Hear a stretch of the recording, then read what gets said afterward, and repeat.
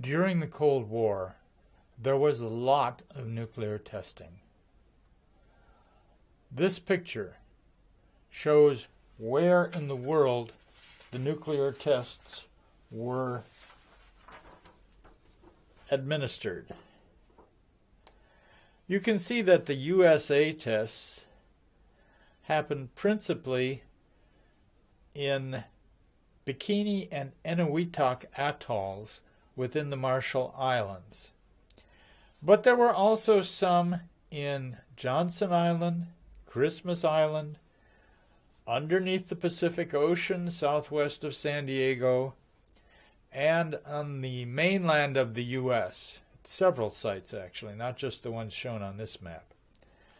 The British nuclear tests took place mainly at Malden Island, Christmas Island, and they also did some in Nevada. The French used some sites in Africa, in Algeria first, in the Sahara Desert. This was actually after Algeria gained its independence from France. They had an agreement to continue to use the nuclear test site in the Sahara Desert for 5 years. But they had an accident. They had an underground test which vented a lot of radioactive material to the surface and contaminated the big shots who were there to watch. This was not popular with the Algerians, and it led to no more nuclear tests in Algeria. And that's when the French moved to French Polynesia, Mururoa Atoll, and Fangataufa Atoll. The British tests actually began in Australia at Maralinga and Emu in south-central Australia in the desert. And when the Australians got tired of that, the British moved to Christmas Island in the Pacific Ocean. The Russians did all of their testing within the territory of the USSR, mainly in Kazakhstan, Semipalatinsk. But the big ones they tested in an island in the Arctic Ocean north of Siberia, Novaya Zemlya. The Chinese did their testing at Lop Nor within their own territory. The Israelis did their testing in the Southern Ocean, over the Southern Ocean. They launched missiles from South Africa. The Israelis actually worked cooperatively with at least 3 different countries.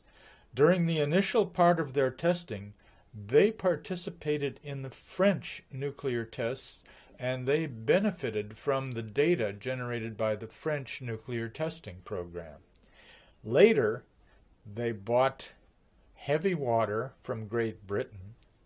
They bought uranium ore from Argentina, and they cooperated with the South Africans in the development of their nuclear weapons. The Indians and Pakistanis tested their nuclear weapons not that far from each other. The Pakistanis used a desert site in the south of their country, and the Indians used a site near the Pakistani border, which is a little surprising that they would do it that close to the border, but they did. Now this picture shows a more quantitative view of the nuclear tests, showing, for instance, that in Kazakhstan the Russians detonated 496 tests, and there were 214 others over Russian territory, including 2 in Uzbekistan. And they show that in Africa, in Algeria, the French actually detonated 17 nuclear weapons before they moved to Mururoa Atoll and Fangataufa Atoll and detonated another 187 weapons there. This map also shows that the testing in the United States was actually in 4 different states. 3 detonations in New Mexico, 2 in Mississippi, 2 in Colorado, and 936 in Nevada. Oh, and another 3 in Alaska, also American territory. The Chinese detonated 41 at Lop Nor.